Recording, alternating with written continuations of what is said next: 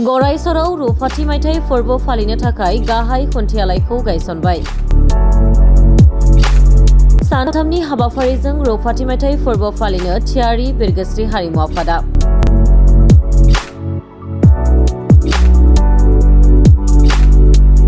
फैगौ 3, 4 आरो 5 बैसागुआव खुंफुं जागोन रुफाथि मायथाइ फोरबोआ।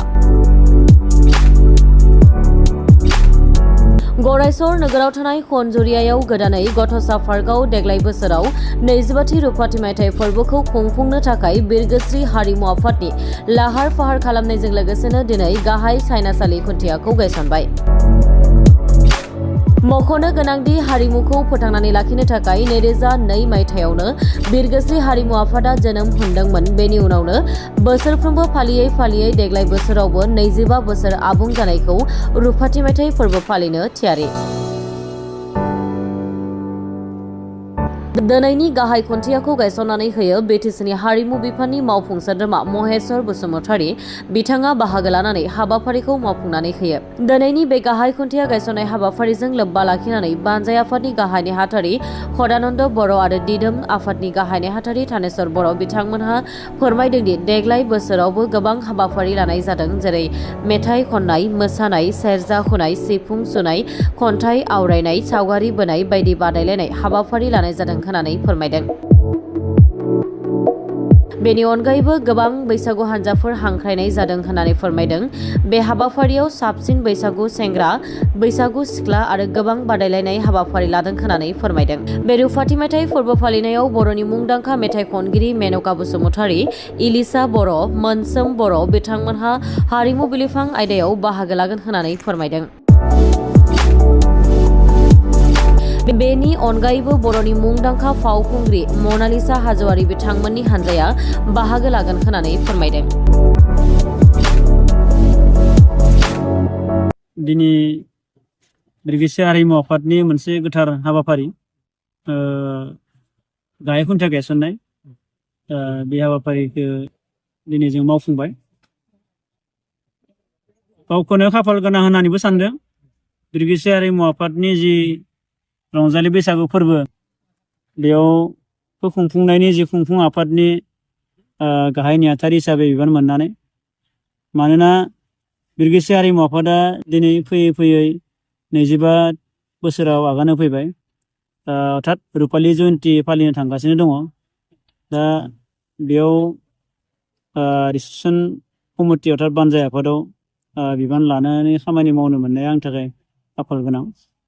दा जा हक, जोङो जोबोद गाजा गोमजायै खुंफुंनो थाखाय जोङो बे हाबाफारिखौ खुंफुंनो जों थाग थियारि जादों। देग्लाय सानथामनि हाबाफारि लादों। एप्रिलनि 17, 18, 19 अर्थात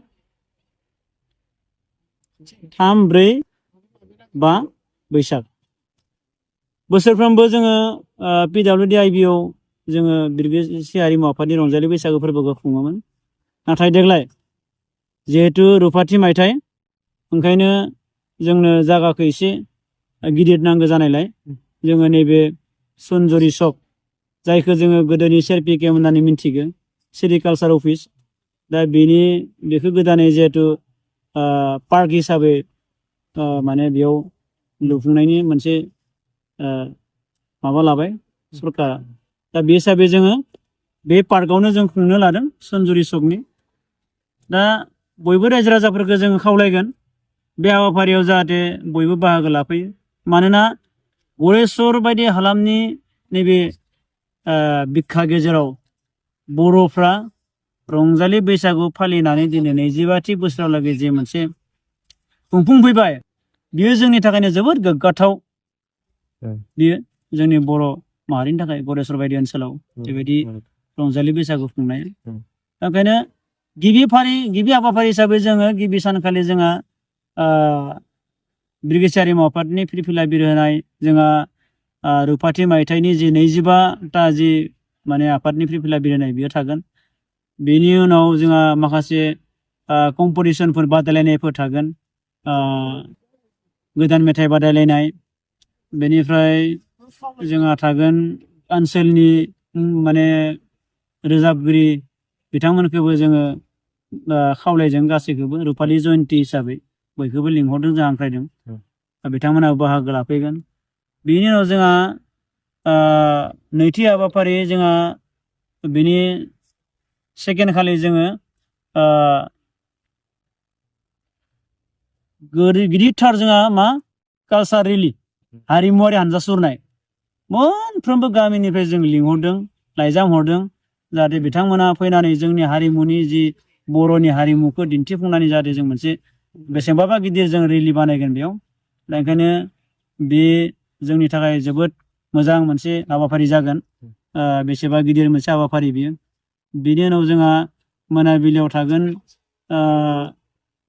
इलिसा बर'नि जोंहा मेथाइ खननाय बिथांखौ जोङो नैथि सानखालि लिंहरदों बिथाङा बाहागो लाफैगोन इलिसा बर' बिथाङा बेजों लोगोसे जोंहा गोदान मेथाइ बादायलायनाय थागोन मोसानाय ओनसोलनि मोसाखावरिफोरनि सावगारि बोनाय बादायलायनाय खन्थाइ आवरायनाय बादायलायनाय बेबायदि माखासे थुनलाइयारि बादायलायनायफोर लादों एबार आरो जों मा लादों साबसिन सेरजा हुनाय साबसिन खाम दामनाय आरो साबसिन सिफुं दामनाय दा बेबो जों बादायलायनाय बेबायदि जों लादों बैसागु हानजा बादायलायनाय बेथ' थाबायानो बेबाराव जोङो रुफालि मायथाइ हिसाबै जोङो गिबि बान्थाखौ जोङो 20,000 लाखिदों नैथि बान्थाखौ 15,000 थामथि बान्थाखौ 10,000 आरो बेनिफ्राय जोंहा थामथि सानाव सानै गायक सानै मेथाइ खनगिरि मोनसोम बर' जोंहा मुंदांखा मेथाइ खनगिरि मेनका बसुमतारी जोंहा सिनियर सिंगार माने जोबोद मोजां मेथाइ खनो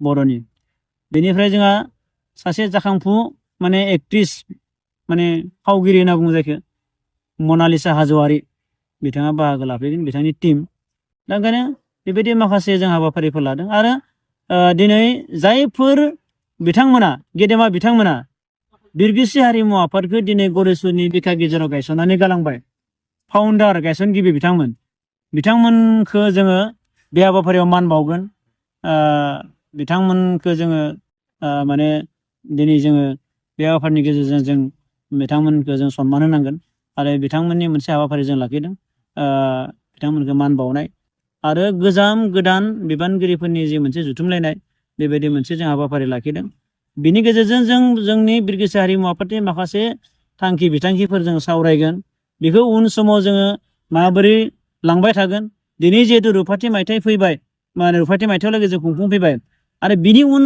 समफारियाव जोङो बे बिरगोस्रि हारिमु आफादखौ माबायदि फेहेरगोन माबायदि बिथिङाव जोङो बेखौ माने लांबाय थानो हागोन बेफोरनि माखासे बाथ्राफोरखौ हयथ' सावरायनाय जागोन मानोना बिरगोस्रि हारिमु आफादा जाहाथे रंजालि बैसागु फोरबोखौ खुंनायल' दाजाथों बिनि उननि हाबाफारिया जाहाथे हारिमु बिथिङाव माबायदि जोङो गरेस्वर ओनसोलखौ जोङो डेभेलप खालामनो हागोन जौगालांहोनो हागोन खारन गरेस्वर ओनसोला मोनसे हारिमुवारि बिथिङाव जोबोद मोनसे माने जौगाफुंनाय मोनसे माने ओनसोल बिभिन्न माने बिथिङाव दा ओंखायनो बे हारिमुखौ जोङो माबायदि हाबाफारिनि गेजेरजों उननि समफोराव जोङो मोजाङै माने जों खामानि मावलांनो हागोन बे बिरगोस्रि हारिमु आफादनि जोहै दा बेफोर बाथ्राफोरखौ सावरायनायनि जिहेतु सम फैबाय मानोना दिनै रुफाथि मायथाइ फैबाय जिहेतु जों बेफोरखौ मोजाङै गुवारै सावरायनांगोन आरो बेनि थाखायनो जों बेफोर हाबाफारिफोरखौ लाखिनाय जादों सावरायनाय जागोन आरो ओनसोलनि माखासे माने जोंनि सिनियर अर्थात माने जोंनि बैसोगोरा माखासे सुबुंफोरखौ जों बरायगोन बिथांमोनखौ लेंहरगोन आरो बेयो जोंनि मोनसे गरेस्वर ओनसोलाव बर'फ्रा हारिमु बिथिंजों खौसे जानायनि मोनसे माने बे बिजिं बर'फ्रा बिरगोस्रि हारिमु आफादाव माने जाय जेरैखि थाया मानो सोरबा राजनितिआव दङ सोरबा माने गुबुन संगठनफोराव दङ गुबुन आफादफोराव दङ खिन्थु नैबे बिरगोस्रि हारिमु आफादनि गेजेरजों गरेस्वर ओनसोलनि बर'फ्रा खिन्थु जायखि जेराव थाया मानो बेयाव खिन्थु जों खौसे जानो हायो दा बियो जोंनि थाखाय जोबोद माने मोनसे माने मा मोजां जोंनि मोनसे माने गुड साइन माने मोजां मोनसे जोंनि माने बियो सिनायथि दा बेनि गेजेरजों जों खौसे जानो हायो बर'फ्रा दा बेनिखायनो जों बेखौ फालिलांबाय थानांगोन खुंलांबाय थानांगोन आरो बेनि गेजेरजों जोङो उननि समफोराव जाहाथे माखासे मोजां हाबाफारि जोङो लालांनो हायो बेखौ जोङो मिजिंथिगोन बिरगोस्रि हारिमु आफादनि जानानै आङो बयनिसिमबो खुलुमनायखौ बावहरग्रोबाय दिनै गरेस्वरनि मोनसे मैखोम बर' हारिनि हारिमु आफाद बिरगोस्रि हारिमु आफादा रुफाथि मायथाइ फोरबोआव आगान होबाय। दा बे रुफाथि मायथाइ फोरबोआव आगान होनायजों सोमोन्दो लानानै बिरगोस्रि हारिमु आफादा गुबुन बोसोरफोरनि बायदि बे बोसोराव जोङो रुफाथि मायथाइ फालिनाय बे हाबाफारिखौ जोङो नैबे गरेस्वरनि गोदानै गायसनजानाय चिल्ड्रेन पार्क, बे चिल्ड्रेन पार्कआव जोङो सानथामनि हाबाफारिजों फैबाय थानाय बैसागु दाननि 3, 4 आरो 5 बे खालाराव एप्रिल दाननि 17, 18 आरो 19 खालाराव जों सानथामनि हाबाफारिजों गाजा गोमजायै खुंफुंनो होननानै थांखि लादों। आरो बे लेखायै जोङो बानजाय आफाद दानानै होखानाय जाबाय। बानजाय आफादा जोबोर मोजाङै दिनैसिम खामानि मावगासिनो दङ आरो दिनै बे बानजाय आफादनि दैदेननायावनो नैबे बैसागो थिलियाव बे चिल्ड्रेन पार्कआव जानो गोनां जोंनि रुफाथि मायथाइ फोरबोनि जे गाहाय खुन्थिया, बे गाहाय खुन्थियाखौ जोङो दिनै गायसननाय जादों। दा बे हाबाफारिखौ मावफुंनानै होफैदों जोंनि बिटिसिनि EM मानगोनां मुस्रि महेस्वर बसुमतारी बिथाङा। दा बेनिखायनो आङो खावलायनो नागिरदों जोंनि गरेस्वरनि गासैबो रायजो राजा नोंथांमोनखौ राव, धोरोम, हारि, राजखान्थि गासैखौबो बासियाब्लासिनो जाहाथे जोंनि बे बिरगोस्रि हारिमु आफादनि रुफाथि मायथाइ फोरबोआव लोब लोब फैनानै बयबो बाहागो लाफैयो, आं बेखौ खावलायदों गिबियावनो। आरो लोगोसे दिनै जोङो रुफाथि मायथाइ फोरबोनि थाखाय सानथामनि हाबाफारिजों बेखौ खुंनो लानायाव जों गोबां हाबाफारिफोर लानाय जादों।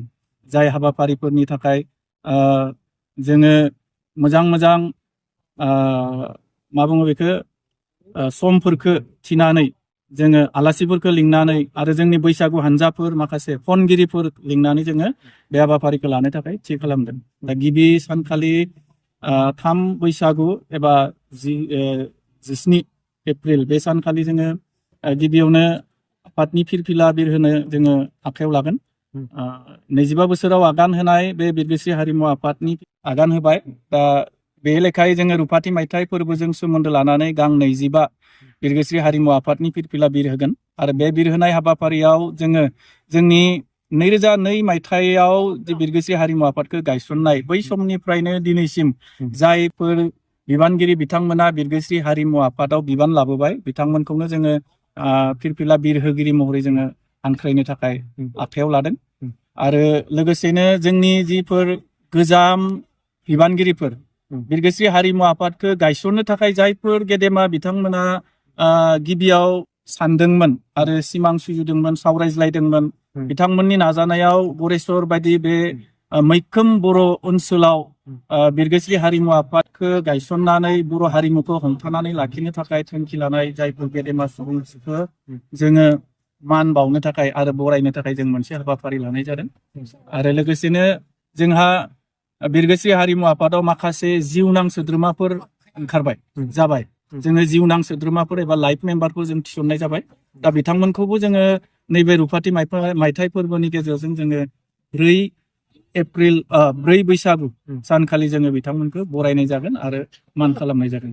दा बे लेखायैनो आरोबाव बे खालिनो जोंहा बे गोजाम आरो गोदान बिबानगिरिफोर आरो रायजो राजा बिथांमोनखौ लानानै मोनसे मा होनो बेखौ गेट टुगेदार मोगामोगि सावरायलायनाय बेबायदि जों मोनसे हाबाफारि लादों। दा बेवहायबो जोंनि मोजां मोजां आलासिजों लोगोसे जोंनि जेसेबांखिनि गोजाम दैदेनगिरिफोर दङमोन जायफोरा बिथांमोनानो बे आफादखौ दानायाव गिबियै बिहोमा होदोंमोन बिथांमोनाबो बेवहाय साफ्रोमबो फैनानै बाहागो लाफैगोनखौ जोङो मिजिंथिदों आरो बिथांमोनखौ जों हांख्रायनाय जादों। दा बेनि उनाव आरोबाव गुबुन मोनसे हाबाफारि जोंहा बयनिख्रुइबो देरसिन हाबाफारिया जादों 5 बैसागु खालि जोङो गेवलां बैसागु मोसानाय बादायलायनाय बेबायदि हाबाफारि लानाय जादों। दा बेवहाय जोङो गोबां ओनसोलनि जोङो बैसागु हानजाफोरखौ हांख्रायनाय जादों। आरो लोगोसेनो जोंहा कालचार रेलिबो जागोन, हारिमु हानजा सुरनायबो जागोन। हारिमु हानजा सुरनायाव जोंनि गरेस्वर हालामनि जेसेबां गामिफोर दङ बे गामिफोरनि फ्राय जों हांख्रायनाय जादों जाहाथे जोङो गरेस्वर बायदि ओनसोलाव जोंनि हारिमुखौ मोजाङै दिन्थिफुंनो हायो। बे मोनसे थांखिजों जोङो बे हारिमु हानजा सुरनाय हाबाफारिखौ लानाय जादों। आरो बेबायदियै जोंनि हारिमु आयदायाव बेफोरबायदि हाबाफारिफोरखौ लादों। आरो लोगोसेनो जोंहा ओनसोलनि खनगिरिफोर दङ, लोगोसेनो हांख्रायजानाय गोबां खनगिरिफोर दङ, बिथांमोनखौ जोङो लिंनाय जादों। बेनि सोमोन्दै जोंनि बानजाय आफादा नोंथांमोननि सिगाङाव फोरमायथिनानै होगोन। आं बेखिनिखौनो बुंथ'बाय।